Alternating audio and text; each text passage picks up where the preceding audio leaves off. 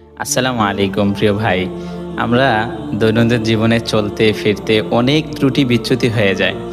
ইচ্ছার বাইরেও আমাদের অনেক গুনাহ হয়ে যায়। আর এগুলো নিয়ে আমরা ভাবতে, ভাবতে একসময় মনে হয় যে আমরা অনেক পাপী হয়ে গেছি, অনেক ভারী হয়ে গেছি। একসময় হতাশায় ভুগতে থাকি। আজকে আমি আপনাদেরকে এমন একটি আমালের কথা যেটা রাসূলুল্লাহ সাল্লাল্লাহু আলাইহি সাল্লাম শিখিয়েছেন হযরত আবু হুরায়রা রাদিয়াল্লাহু আনহুকে। এই কথাটা আপনাদেরকে বলবো। আপনি যদি এই বিষয়টার উপর আমল করতে পারেন, ইনশাআল্লাহ আপনি অনেক ভারমুক্ত থাকবেন এবং আপনার মনের মধ্যে একটা ফ্রেশনেস কাজ করবে, একটা প্রশান্তি কাজ করবে ইনশাআল্লাহ।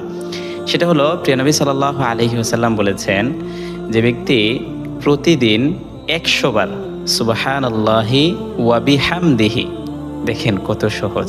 সুবহানাল্লাহ কে না পারেন বলেন? ওয়া বিহামদিহি জাস্ট এটুকু যোগ করবেন। সুবহানাল্লাহি ওয়া বিহামদিহি, এটুকু দৈনিক যদি কোনো ব্যক্তি ১০০ বার পাঠ করে, আল্লাহ তাআলা তার সকল গুনাহ ক্ষমা করে দেন। সকল গুনাহ তার ক্ষমা করে দেন। যদিও সেই গুনাহ সমুদ্রের ফেনা পরিমাণ হয়।